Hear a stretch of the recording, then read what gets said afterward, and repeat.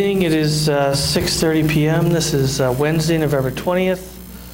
It's the Olentangy Local Schools Board of Education. This is a regular meeting. I'll call the meeting to order. Ms. Hatfield, please call the roll. Mr. Bartz? Here. Mrs. Fiesel? Yes.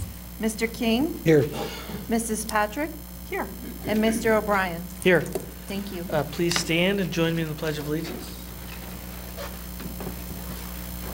I pledge allegiance to the flag of the United States of America and to the republic for which it stands, one nation, under God, indivisible, with liberty and justice for all.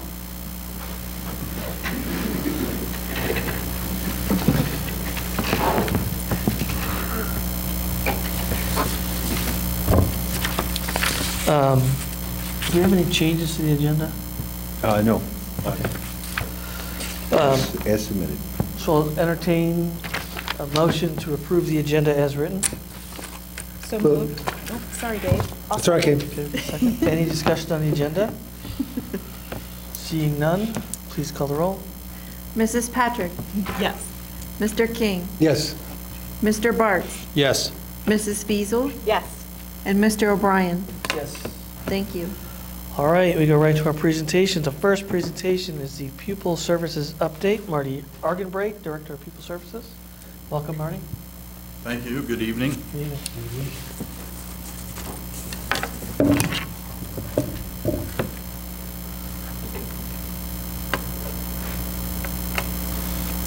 Okay, so I'm going to start off with some numbers as I share with you kind of what's happening in our Pupil Services Department. Of all the students in our district, we provide direct support for 21.6% of the students in the district. Now, those aren't all students with disabilities. Those include students with 504s and our English language learners. And just to kind of compare and show you the increased amount of services that we are providing over the last 10 years, that number was at 13.6% 10 years ago. So the services that we're providing and the amount of students that we're providing of that percentage of students is increasing pretty significantly. And we do provide a variety of services for, again, many students in the district. One area that we provide support for students is the non-academic barriers, which include the mental health, substance abuse, medical and physical health, family issues and behavior support. We continue to build our capacity with staffing to better support those students in the district. We work very hard to work with our students and families and staff to help out in that area. And those are in addition to the 21.6% of kids, because not all those kids would have IEPs. Correct. That is correct. So those, not all of the students out of that 21.6 are on 504s, IEPs, or ELL students. In special education, which would, in grades K through 12, we're currently at 2,703 students. With that increase in 504s, we have 1,025 students that are currently on 504s right now. In our district, our intervention specialists are kind of the point of contact, obviously, for students with disabilities and students with 504s. There's a difference between an IEP and a 504, but in our district, all of our intervention specialists kind of are the point of contact with a point person in each of the buildings for both of the groups, both of the students in those groups. So maybe, for me and maybe some of the audience, difference between an IEP and a 504. So the main difference is that a student on an IEP requires direct instruction from an intervention specialist. Okay. So a student on a 504 may require some accommodations to access the curriculum. Like longer time to Yeah, take extended tests. time on Extended time. tests and so forth. So the students with IEPs require direct instruction from an intervention specialist. Or So modified our curriculum. our anxiety students would be on a 504. Correct. If that was their only Mhm. diagnosis. Right. And typically, there's a lot of comorbidity involved in so many of these areas of disability that they could have multiple areas of disability. Right. So, my only observation on the 504 and the increase in 504s, one of the key elements to the Rick Slinger college admission scandals was the use of 504 to get extended time on the ACTs. Yeah. And so we should make sure we police those problems. There's a process that we go through when we qualify students. There's an evaluation process. So yes, that we are aware of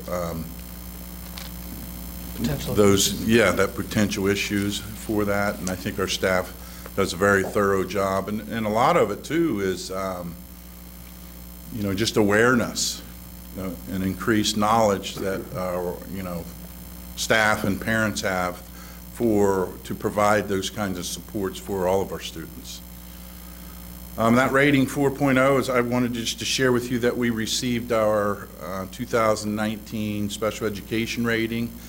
Our score was a 4.0, which was the top score that you could receive. We met all the requirements.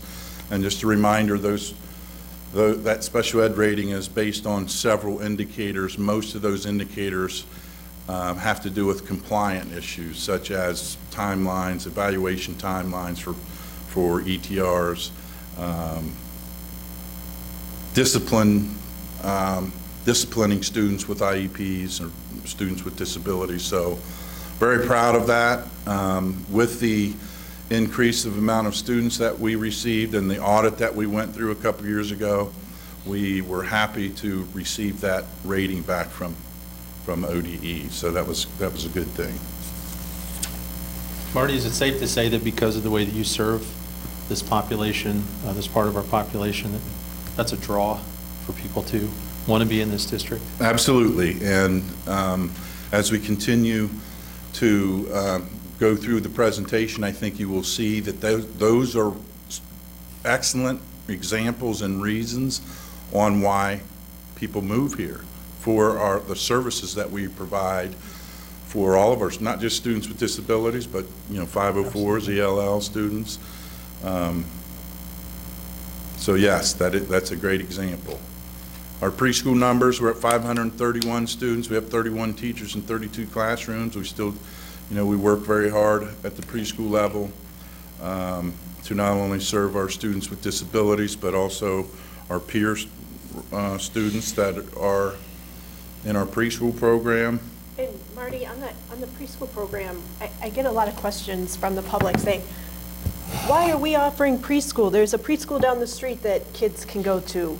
Can you address that? Well, we are required to educate our students with disabilities at the preschool level. By law, we're required to do that. So the district. Transport, correct? And provide transportation, yes. So we've had preschool here for many, many years, and I think that we've taken that mindset that we were going to educate students. One of the good things is if we provide that early intervention for students with disabilities to help them close the gap, it will help us down the road as far as our performance and our growth that we're helping our students achieve with disabilities. But I think it's also important to point out, not every student in preschool has a disability. Right, they pay tuition, but I think Jack here, I think we need more peer models. We do. What does it mean? Because it's a requirement to have peer models. Right, yes, Yes. yeah. So the Correct. numbers grow exponentially because of the peer model. Yes. Correct. So our ELL numbers, our English language learners, we're at 723 students right now, we're at 25 teachers, and we're at 62 languages. I think last year the number of languages was in the lower 50s, I believe, and we're up, I believe, 200 students or so from where we were last year as far as our ELL. That's another draw for, again, the services that we provide for our ELL students are reasons that, those numbers are increasing. So every day I come into work, I come through the new Student Welcome Center, and multiple times I talk with, our staff that are working in there, and they mention how many times parents will say, we're coming here for, whatever those services are, and a lot of the times, well, they're sharing it with me because it's in our Pupil Services Department. So a lot of good things are happening with our ELL population. Some opportunities and successes that I wanted to share with you. Again, that rapid growth among our 504 and ELL students is very challenging, and the increase in the demand for our specialized learning center and the space for our students with significant disabilities is very challenging. So as that students with disability percentage increase, so have the number of students that require a specialized learning center. So that number continues, that percentage of students continue to increase, and a lot of, well, in all of those cases, depending on the need of the student, depends on how many students are in each of those specialized learning centers. For example, we have some of our students that require a lower ratio of students because they have a higher need. So we may have an intervention specialist with 8 students in one SLC, and in another specialized learning center down the hall, there could be, a ratio, there could be 14 students. So we're starting to look at those numbers right now for next year to kind of determine staffing needs and so forth as we continue to work through the growth that we have annually. But those students are here, and we have to serve them. Correct. And so I don't want people to think, that they're going to stop, and we don't have to serve them anymore. Correct. And I'm speaking because later in the agenda, we're going to be approving our next ballot issue, the next ask of the voters. Those students are here. Correct. And we have to educate them. Mm-hmm. We're not going to stop There are them. students, yes. Correct. Great, We that's need an the excellent point. facilities and the staff to support our student needs. Correct. So some of the successes that we're very proud of, we continue to support our dyslexic students with our Orton-Gillingham services. We're at 797 students that require our Orton-Gillingham services. We're very proud of that training program that we have in the district. We also work and train our staff on our nonviolent crisis intervention program, which is basically helping our staff manage and prevent difficult behavior. And we just recently started our own Special Olympics program. So we have 80 students that will be participating in Winter Special Olympics this year. We started with the track program last year, and we have a lot of interest across the district, and we're excited to provide those opportunities for our students.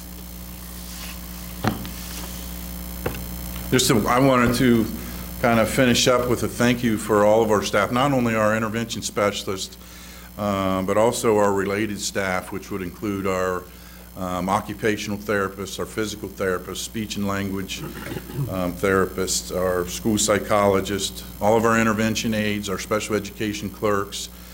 That 4.0 rating scale on our 2019 Special Olympics is a total team effort, and we are very proud of the fact that the services that we provide are excellent for our students with disabilities and all the students in our department, and it's a big team effort, which not only includes our staff and our teachers and our related services staff, but our supervisors in our department, our district leadership team has a big help. is a big help in this whole process, and the support that the Board of Education provides us continues to allow us to provide these excellent services for our students. Any questions? Any questions for? I do. I had a question about the SLC. So that is an area where we as a board, had to alter our planning, and because of the student-teacher ratio is different. Yes. Help me better understand the different, there's more than one type of SLC. Correct. Isn't there, are they levels? So special education is basically individualized. So we have a wide range of students with different needs and supports that we are required to provide.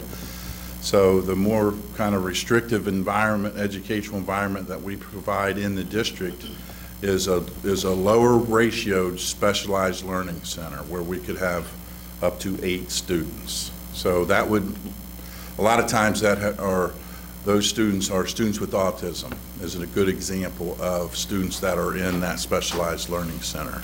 We also have a kind of a different need of a specialized learning center, which a lot of times the students in that specific SLC are students with multiple disabilities. So that maximum ratio that we can have is 12 students in that specialized learning center. And then there's another kind of a specialized learning center where students fall under the category of cognitively delayed. So that ratio is higher. The students in there, in that specialized learning center, can be up to 16 for up to grade 8 and 24 at the high school level. So in the specialized learning center, there are different kind of ratios that are required. And because we provide good services, those numbers in that 21.6% or whatever that number, 20, yeah, are increasing. So in other words, the students with autism that when we go back and look, that number increases every year, the percentage, Right. not just the number because of growth, but the percentage, which require more space and more staffing. So how many SLCs do we have in total in our district?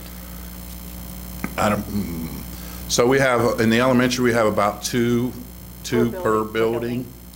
Middle schools, we have at least 2, and then high schools, there are 3 in each of the high schools. Rough, so I don't, those numbers may not be exact in each one of those buildings, but roughly, we try to have specialized learning centers in each of the buildings so students, if possible, when possible, can attend their neighborhood school. Doesn't always work out that way. We wish that it could, but there are many factors on why that can't happen. Space is one of them. Thank you. Anything else? No, thanks. All right, thank you very much. Okay, thank you. Congratulations. Yep, Yes. great information. Okay, our next presentation is from Mr. Jeff Gordon, Energy Program Update. Jeff? Good evening. Happy to be back again with what I think is more good news. And just as a reminder, we're on this is our 3rd year. We've given an update on our original energy initiative and then moved on to our report of our status of our House bill project. So I will again follow that pattern and start with our energy update from the original energy program, which was started in 2014, fiscal year 14, comparing it back to 2013 as the base year for energy initiative. And I'm being specific because our House bill project report and our energy initiative are really 2 different time periods. So since we have started our our energy initiative, we have had cost avoidance of $3,419,089. I'll cover how we calculate that in just a moment. but that has been since 2014 through to 2000 fiscal year 19. So we've had good success on that. We've done that while adding, and these are just specific to the school buildings we had at the time in 2013. So this is going back to our base year, comparing the facilities we had at that time. I wanted to point this out because this is important, kind of talking about the differences on how we look at this. I spent a lot of time on the last couple presentations talking about how we watch our energy, how much energy we're using, how much we watch our demand, and we try to focus on that, and I've had quite a few slides talking about that. So today I wanted to focus a little bit on our cost breakdown. So this is an example of the cost in every building, and bill is a little bit different, but a cost at Liberty High School in May of 2019. So you can see that the supply cost is the biggest cost, with transmission, distribution, and the others in. In the past, when we've reported, we've been conservative on that number. We've used, I think last year I used 7 cents, because figuring out which part of your bill is fixed and which isn't, which part you're impacting is difficult. And we worked with our consultant that helped us with our contract when we negotiated with Suburban Gas and CenterPoint Energy to really break that down. What we came up with that our fixed cost, and again, this is, every bill is a little bit different based on your use and all of that, but it is about 24% of our bill is fixed. So that part we can't really change and impact, but the impact where we can is on 76%. So in this bill of the 11 cents, we're about 8.5 cents, I believe, that shows where we can impact on this particular one. So when we did our energy calculations, our district average, 76% of our district average of our cost per kilowatt is how we calculated that savings. And you can see, so going back, that 35 million kilowatt hours is multiplied times that 8.5 cents, and that gives you where our savings is at. So we're not using the full cost avoidance of our average kilowatt hour for the district. We're taking 76% of that. So this is a true, really kind of reporting that, and which is a little bit less conservative than we were at with the 7 cents, but now that we've been able to dial into that, I'm comfortable with using that 8.5 cents or the 76% of our bill. Just wanted to point that out because last year we used the 7 cents, and this is a little bit different, and that's why there's a difference from the cost per kilowatt we used last year and how we've been able to drill down further into it and get to those costs.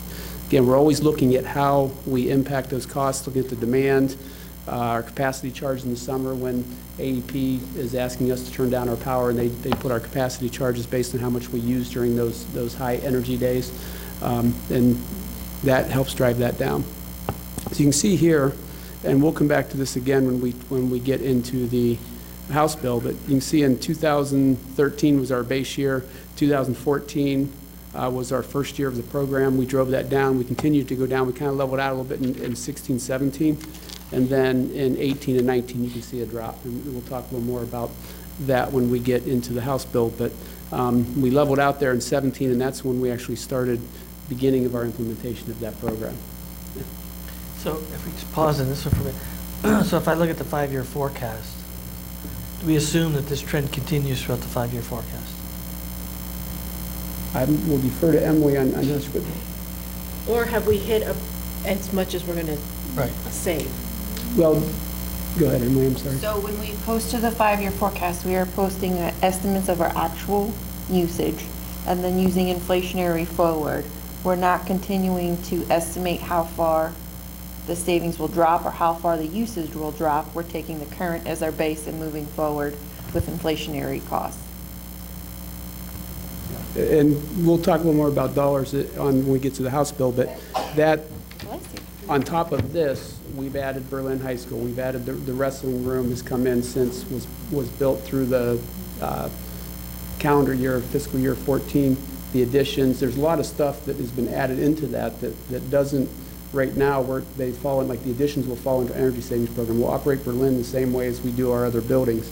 So we'll continue those measures, but what Emily's reporting on the forecast as far as some of that going up, and then there's that weather impact that is hard to calculate. So we've got that as well. Yeah, I just struggle with that we've got now 6 years of history that show we've been able to drive these lower, but then as soon as we roll it forward 5 years, we assume that trend just disappears and we start to trend up again. It doesn't seem Well, we're not predicting the usage, we're predicting the cost of it. And the cost, even if the level of usage stays the same, we know, as with any service that we have, there is an inflationary measure of the cost of that usage that goes up. So we are capturing that usage decrease in the actuals and then applying that inflationary cost of that use as we go forward. So even if I do a kilowatt study and bring the kilowatt down, that doesn't necessarily mean that the cost per unit won't change, just due to market trend. And So to that we can point, continue to refine that. because we've been able to drop our usage, when the costs do go up, they don't go up as much as they had Correct. if we wouldn't have done anything.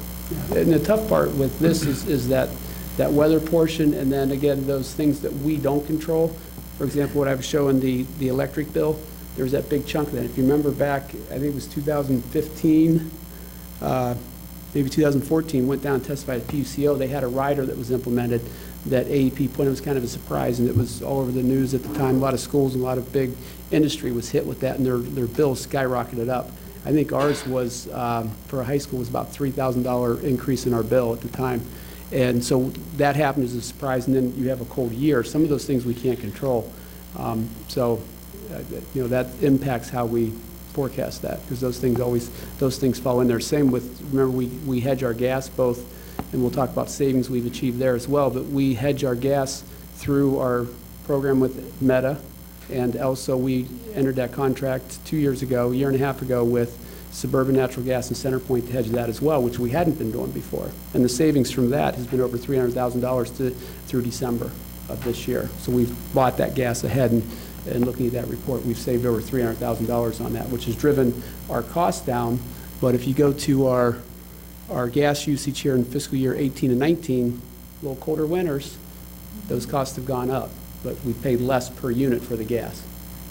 Well, and the way that the market is too, since I'm in that business, is that the production is at an all-time high and prices are at all-time lows on natural gas side. Yeah, and so natural gas, then more and more of the utility grade power plants are burning natural gas as opposed to coal. So there's less compliance costs. So there's a point at which it balances, but gas is still flowing out of the shale fields and other places. And so what's happening is they're still putting pipe in the ground because they're still trying to get gas to market, and they're hedging their bets on volume of gas versus the individual rate, right? And so that's really what it is, and that trend is anticipated to go through well through 20. I mean, so you would expect rate to stay steady, not be reflective of kind of standard inflationary increases. That is correct, and that's why with more usage, even though we have more usage, you'll see that bill tend to either stay at or drop even with inflation, because what happens is the base price of the gas per cubic foot or whatever or through MMBTU, whatever it is continues to remain steady or drop. So the market is, and the U.S. is now a net exporter of both natural gas and liquefied natural gas products. So it's just there's a ton of it, and I'm not sure that the market is going to catch up anytime soon. So, and then the market, the cost for us for the cost for the gas dropped when we really started natural gas coming from Ohio, not having transmission, and all those costs, we started hedging. So that's been in effect for several years. So we've been down there. It's not that it's driving down, it's remaining down in our case with that. Now the contract with CenterPoint and Suburban, we didn't hedge before. We paid the rate at the pipe. So that has been a difference for us on the gas. But same with... Yeah, Suburban doesn't have to pay. So AEP slips in the riders because they can go to the PUCO and they can get rate relief for anything from aging infrastructure to closure of coal-fired plants, and it passes on to the consumer, for the electric, or even if they're burning gas. Suburban doesn't have that issue. They can purchase without those riders. Orange Township just passed the aggregation thing. I'm not sure you want to be in the aggregation thing, Right. but you can if you'd like, but at Suburban, we won't be a part of that, and I think that will keep our gas prices at the home level steady. So I think that's a good decision just based on how the market's trending. You lose that wild card factor from the large utilities. Right. And that was the last point I was going to make on the natural, or on the electric. Well, I think it is helpful on the electric. There's rider for building those natural gas plants as they're trying to eliminate the coal. So they have put a rider on because AEP has convinced the PUCOs there's heavy cost for doing that, and they're getting reimbursed for some of those costs. So that's a whole nother part of natural gas costs going down, but then they're adding the rider to transfer the plants over. So Yeah, that's the only way they can get the money, because that's the way it is in Ohio. Other states, they can just add that without the PUCO say anything. In Ohio, that's one small benefit for us. They're almost never disapproved. It just takes time. right. They have to go through a few more gyrations. Yeah. Thank you. Water, that's another one. It's not a high dollar cost, but that's something we also spend a lot of time on. Daniel Barron, our energy manager, gets alerts every night of water, so we're constantly chasing down a toilet where maybe it's stuck and running, or a leak where a pipe's dripping or something that we find, and any significant increase in water usage, especially during the nighttime whenever all that should be shut off. We get alerts that let us know about that, and we send emails out to the buildings to track those down. So do you have pressure sensors on the lines? It's we read the meter, so when the meter sees more usage during night when it should be shut down, we see that jump. During the day, it's hard because it goes up and down so much, but at night when it should be steady, we know what that should be, so we know what those fluctuations are, so we're just above that and set it. So if it goes above our normal fluctuations, we get an alert, and then Daniel will follow up with the buildings and track those down, which aren't easy to find. In some, it's taken us a month or more to track down some of these leaks, and one could be underground, one's they're hard to find, but if we weren't chasing them down, they would go on for a long time. So you're watching the individual building metering on the water as a whole, as opposed to yes, the different. yes. Yeah, so that's why it takes so long to find it. Yeah, and it can be outside, can be inside. There's times we'll go out to the meter, we'll shut the water off completely in the building, and then if it's still leaking, we know it's in the line between the meter and the building. Delco's been great coming out with us sometimes if we're thinking there's a problem maybe in the meter pit or somewhere, they'll come out and check that. So it's been a good partnership with them as well to get those in place and allow us to monitor that. So Energy Star scores, I didn't break it down by building for you this time. Now, we talked last year, and I think I was up here last year right after the report card report, and talked about how they keep changing our goals. And last year, 2018, was the year where they had changed how they scored Energy Star. And that's where we dropped a little bit. So you can see that 92.8 to our 92.3 this year, and that's comparable. And this does include Berlin High School in the Energy Star report for the district. And our usual greenhouse gas emissions, which happy to share this if anybody wants to go through, but this is something interesting we always put in, and we try to share with the students that are interested in our energy program and any teachers that want to use it in the classroom. House Bill 264. The total project cost, the $7.2 million.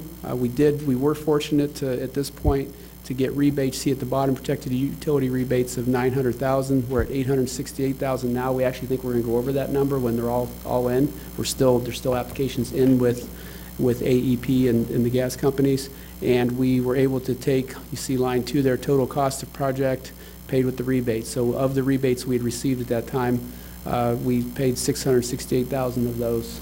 And that was avoiding the loan amount. So we only had to borrow the $6.6 million, which was I think a good way to offset that. So talking about the cost avoidance and the total gas and electric combined.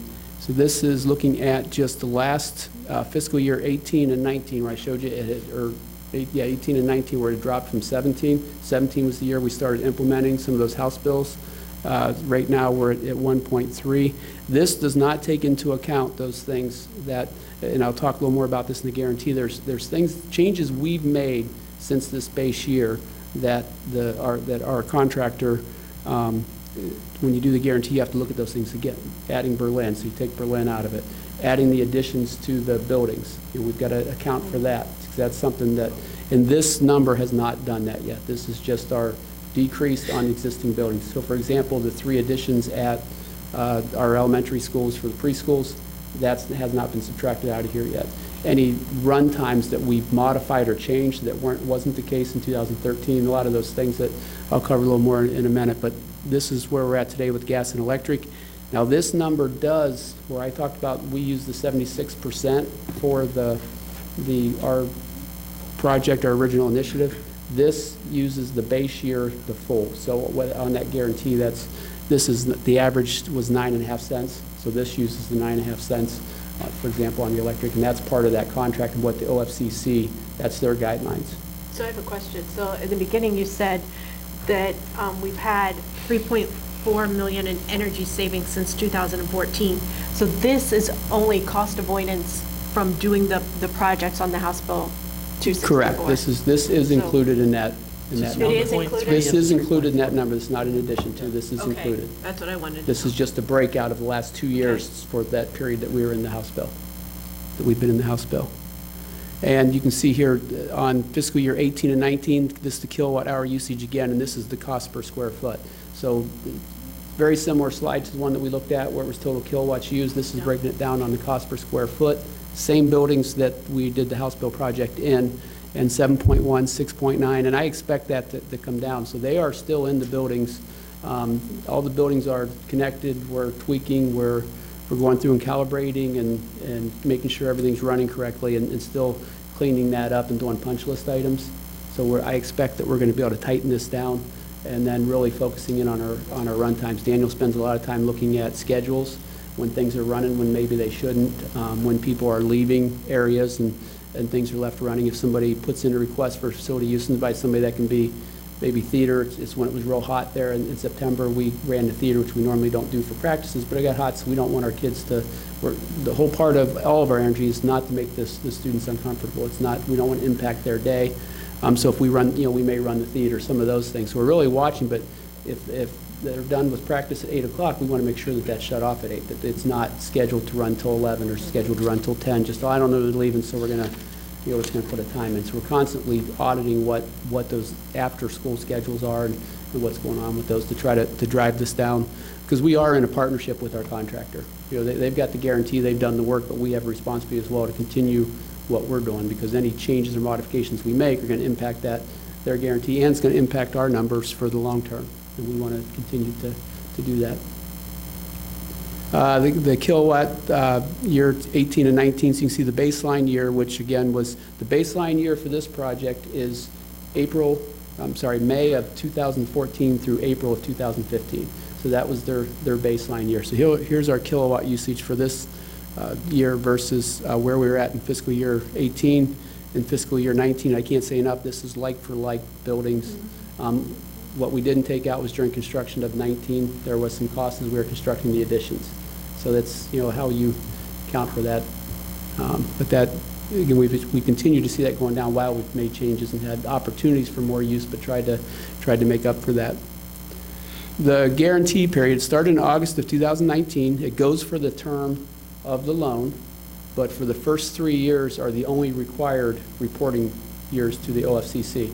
And they must prepare a report 90 days after the guarantee period ends, which started in August of 2019. So by the end of, or somewhere around the middle of October, they would have to provide a report back to us and show us where that is. Now that is calculated again in energy usage. So it takes the energy saved, it's units of the energy saved, and then applying, like I did, the base year average cost for those units.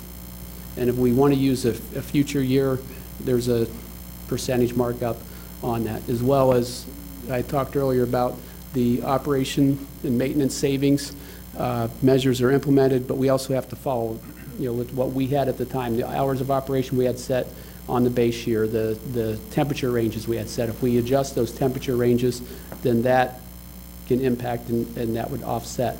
The additions would offset. The wrestling room, which wasn't finished when they did the implementation, that's on the same meter at Liberty High School. We'd have to offset those. All of that goes into that calculation to show where that guarantee is at. I'm sorry. Is that an aggregate guarantee or by building?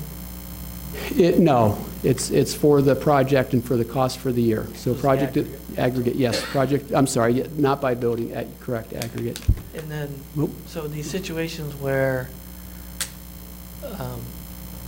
like natural gas, the actual usage goes up, but the rate goes way down, they don't get paid, or would that trigger the guarantee? That should not impact the guarantee, because that's why the guarantee is in units and not dollars. So that's what I mean. So say units stayed the same and rate went down, they could be within the guarantee. But if rate goes way down, but units go way up, because you're burning more gas than you Right. thought, that would more likely trigger the guarantee, Well, correct? it's normalized for weather Okay, fair on enough.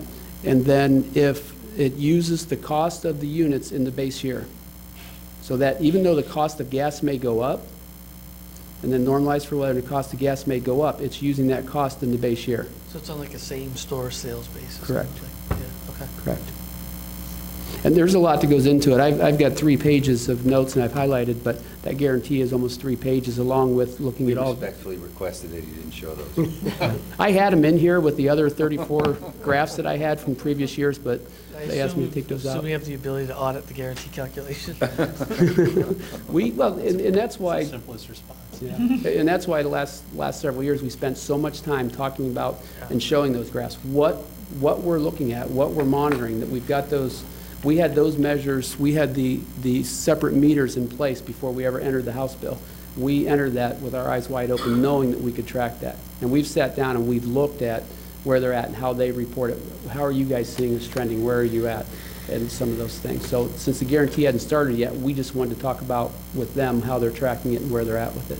So, and when you were mentioning aggregate in buildings, that's why I was actually jumping to here. If they have a shortfall one year, we can carry that forward. So then if they have a plus the next year, so then it can go back and forth, depending on how we want to do it. We can trade off services. There's a lot of different things we can do to offset that plus or minus on the guarantee, but it is over the life of the loan. They only have to report to the OFCC for 3 years. The district has to certify it, but after that, we can just do it between us. But if we want them to continue, we can make that request to the OFCC if there's something we're uncomfortable with. So. Any questions? No? Nope, good stuff. Thank you. Okay, thank you. Appreciate it. Thank you.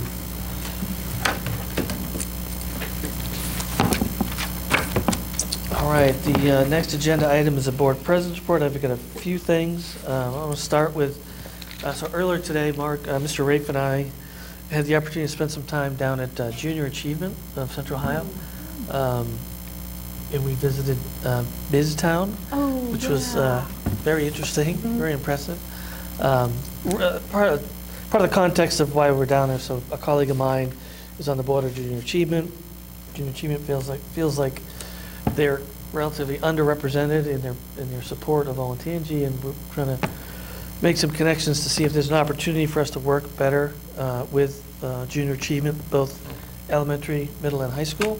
And so I think there'll be some subsequent discussions around other opportunities for us to work better together so they can obviously serve their purpose and we can take advantage of their services. So very encouraging discussion, and it was kind of an eye-opening experience on how they run all these stores and the kids run the bank, and it's really They're kind the of mayor. Anybody a former JA person? I taught a JA class like 21 years ago. Yeah. Okay. Second is, I'd ask the board to start to think about, we're going to add an executive session to December to do our mid-year reviews for the superintendent and treasurer. We're at that time of year where it will naturally happen. So as you prepare for the December meeting, have that in mind.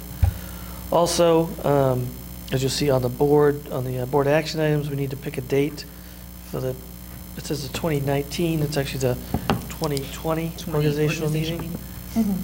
So I guess I'll make that amendment. Ooh. I thought that there was a calendar and it was January 9th? I thought it was We're January. trying to 9th. get January 19th as a date I'd recommend. 9th. It's the I first think she Thursday, wants to change it to the 8th, I think. April. That was April. Oh, that was it, that's right. No, that's, April. yeah, that's April. Yeah. Yes, So we So have to have it done by the 10th of, you do have to have it done 10 calendar days into the subsequent year. So if everyone's agreeable, when we get to the board action item, I'll present it as January Okay. 9th, 2020. And then also, we need to think about leadership for 2020, and then at the December board meeting, appointing a president pro tem that can preside over the organizational meeting, hopefully on January 9th of 2020. Okay? That's all I had. I'll turn it over to Mr. Rafe for the superintendent's report.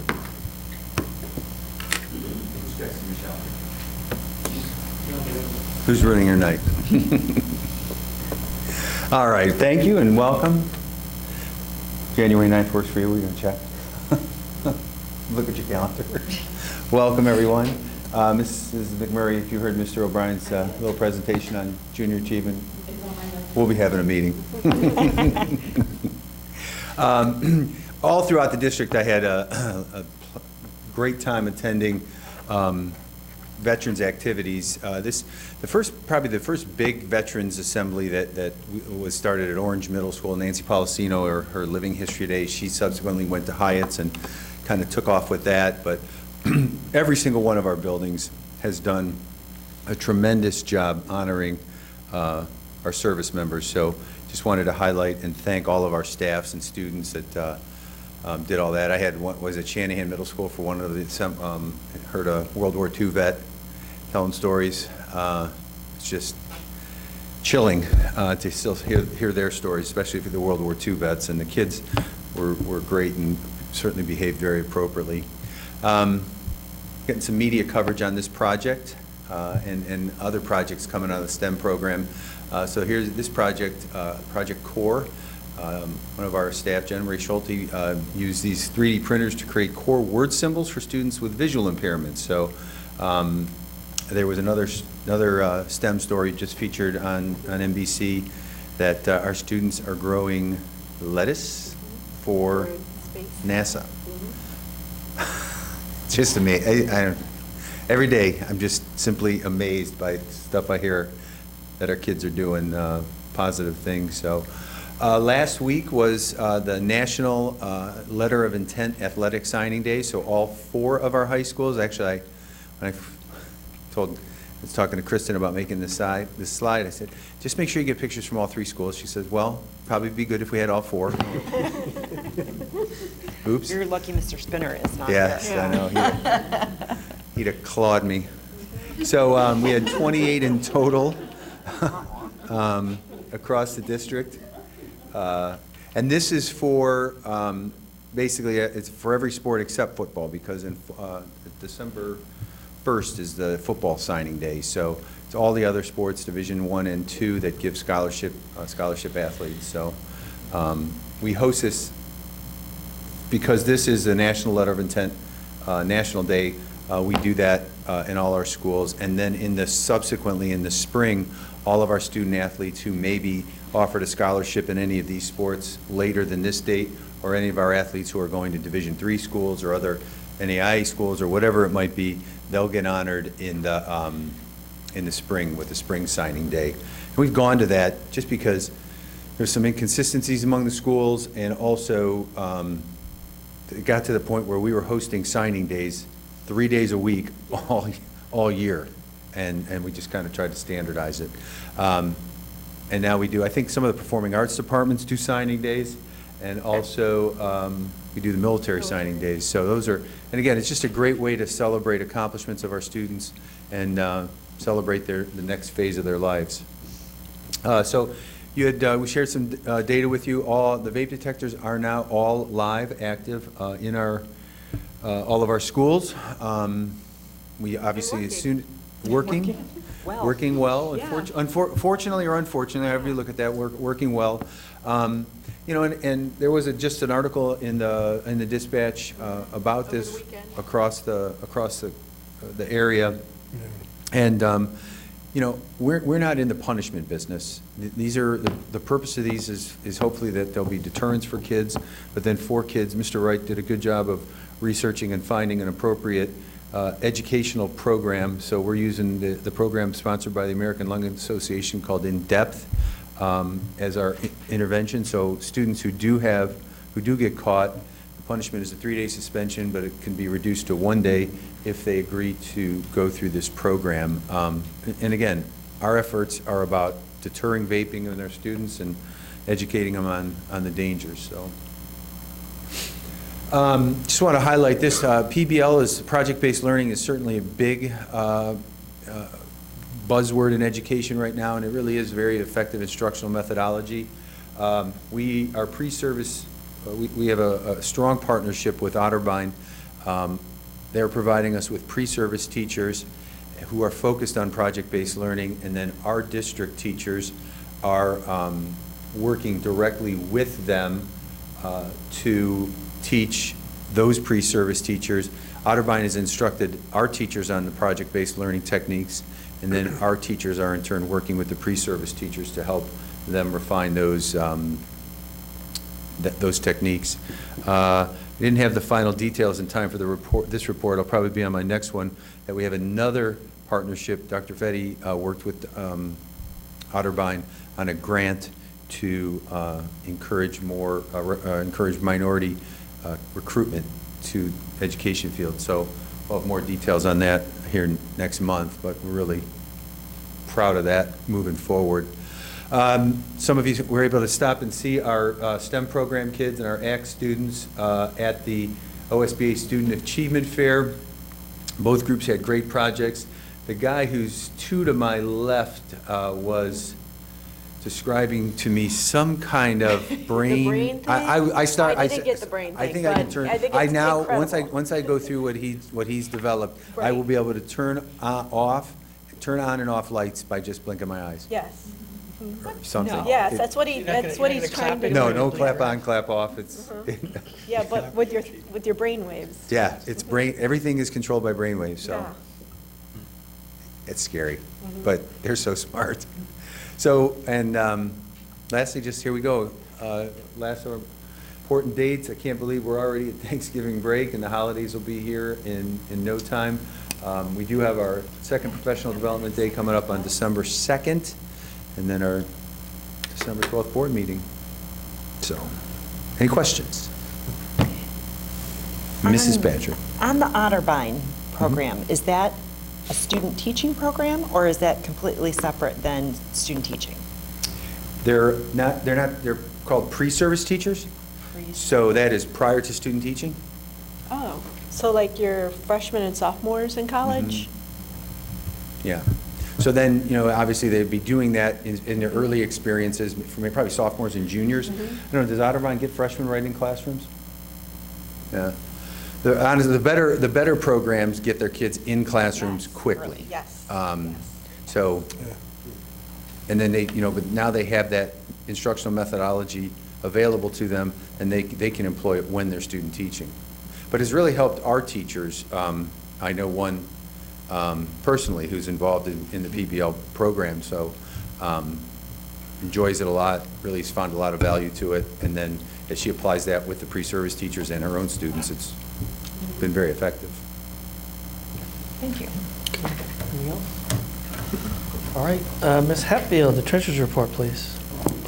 Sure, so we wanted to let you know that we are close to winding up our audit for the fiscal year 2019. We have produced our CAFR, or our Oh, good. annual financial report, our comprehensive annual financial report. It is going through the audit process right now. And so once that is finished and completed, we will be able to complete the audit in general and have everything released.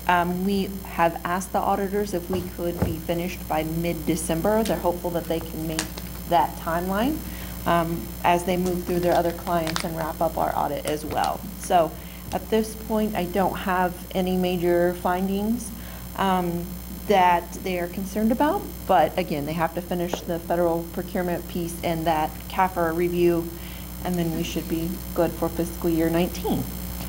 Some more to come on the audit. In terms of what we have for board approval tonight, we have our October financials. We do have some positive movement in our revenue, one due to some Board of Revision cases, settlement, real estate taxes posted. We had some dispute about valuations and what they wanted their valuation to be, and so part of that settlement process is they make direct payment to the district, and then we reassess the value then with the auditors as we move into the next year. So it could be an ongoing thing, but we're happy to have it resolved and still actually get payments into the district at that higher level of tax value. We've also had higher than we expected in terms of homestead and rollback payments, and slightly higher investments. We had really tuned our investments down, knowing that the market trend was for interest rates to be dropping pretty significantly, but it didn't fall as fast as we thought, so they're a little bit higher than our original projections. Overall positive, but not a significant swing at this point. And then our state funding is up, but again, we believe with the House Bill 166 just issuing its payments starting in October, that by the fiscal year end, it'll catch up and be where we thought it would land. It's just the payments each month are going to be a little bit more than anticipated as it catches itself up to the annual amount. Well, because it was supposed to start July 1, you know, those Yes. payments, and they're just now getting to them because of the wraparound and growth funding, I think, so. Right, there was, So right, there- because of the talks about the wraparound and growth and that being moved out of their foundation payments and settlement statements, they had to kind of, I'm assuming there was some reprogramming and all of that that they had to go through to issue their foundation payments, and then how to address the flat funding, where they took Yes. our formula-based funding and held it flat. That took out several component parts that would show in previous years. So just going through that reformatting process and making sure that they were issuing it and providing support for that, I think, is what slowed the payments down. But again, I think we'll be fine by the end of the year. We'll be close to where we thought we would be. We are under budget on several of our cost components, but we feel those will level out. One of those components being our purchase services and supplies and materials is under budget. However, we think that's just a component of using more of our federal dollars because of the procurement methodologies that we have to follow now. We're using more of those federal dollars to apply to our ESCCO billing for preschool, and then using the general fund dollars more in the 400 or purchase services.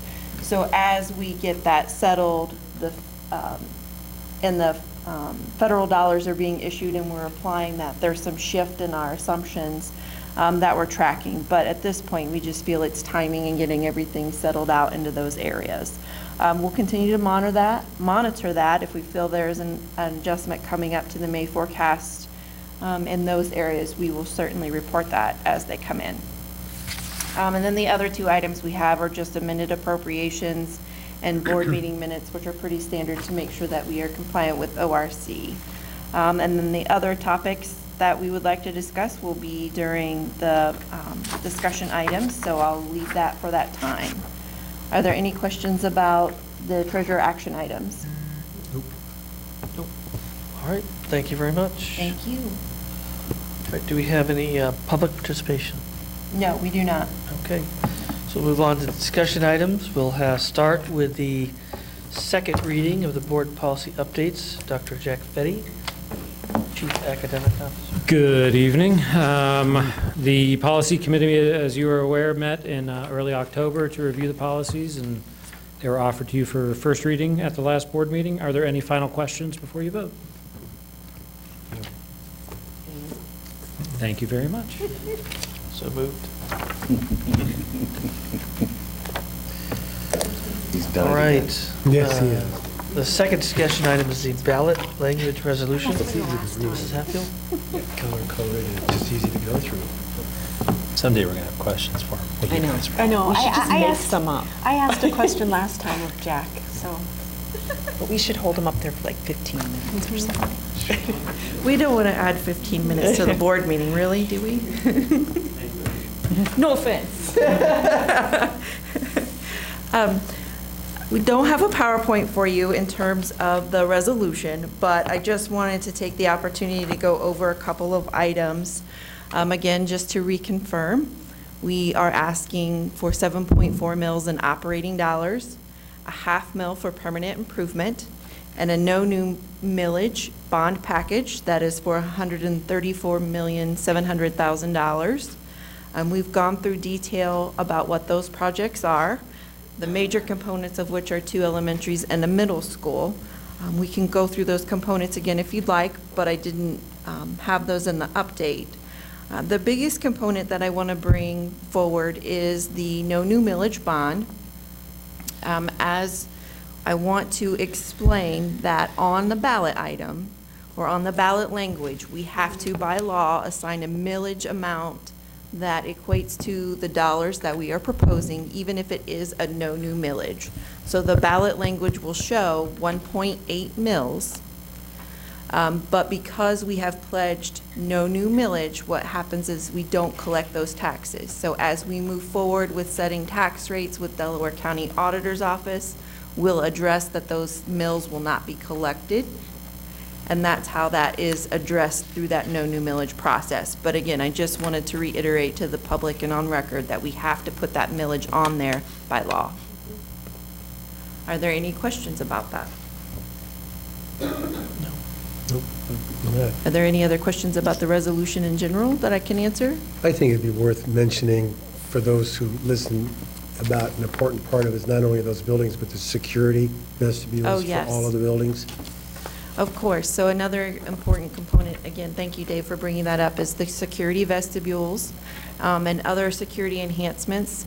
So currently, we have on those elementary schools that have had the additions, we've put in a security vestibule which allows visitors to come into an enclosed area. They have to go into the office and then be buzzed into the building. So they can't just walk in through the main entrance and be free to roam, free to roam the school building. They have to be seen by administration or by the front office before they can do so. So with that, we would like to put in those vestibules in the remaining buildings that don't have them and make sure that each building has a secure way to let visitors in to have access to our students and staff. There's also components for putting obstructions within the front of the buildings to help detour any kind of car or vehicle or somebody just running through the main glass doors and coming in through the entrance that way. That could be a bollard or another type of mechanism. We will continue to monitor and review what the best solution could be for our buildings. And then with, I think another important component is with our elementary schools and the playgrounds. We've talked about getting those up to ADA compliance. Of course, when all of our buildings are built, the playgrounds are built to the current ADA compliance. So it's not that they were neglected to have that efficiency or that component to them when they were originally built, but those standards change year over year and have upgraded and been modified. So we would like to make sure that those changes are brought to date, not that they were out of compliance when they were put in place. Any further questions? Anything else? No? Anything else? No? Good. All right, thank you very much. Great, thank you.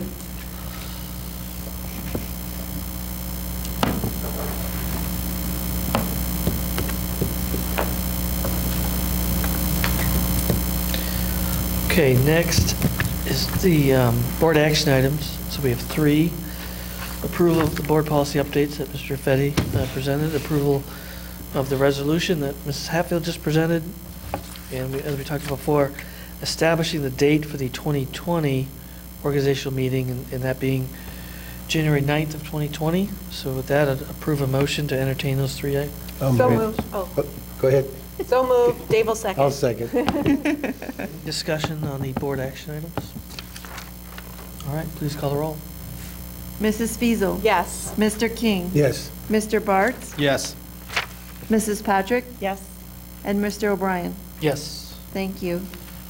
All right, Mrs. Hatfield, please present the treasurer action items, please. Yes, please. I would like to present treasurer action items A through C for your approval, please. So moved. Second? Any discussion on the treasurer action items? All right, please call the roll. Mrs. Patrick, Yes. Mr. Bartz, Yes. Mrs. Fiesel, Yes. Mr. King, Yes. and Mr. O'Brien. Yes. Thank you. Mr. Rafe, please present the Yes. superintendent action item. I'll present superintendent action items A through C for approval. So moved. I'll second. Any discussion? All right, please call the roll. Mrs. Fiesel, Yes. Mr. King, Yes. Mr. Bartz, Yes. Mrs. Patrick, Yes. and Mr. O'Brien. Yes. Thank you. I'll now entertain a motion to adjourn. So moved. I got to go to a basketball game. Second. Next meeting is December 12th, here, 6:30.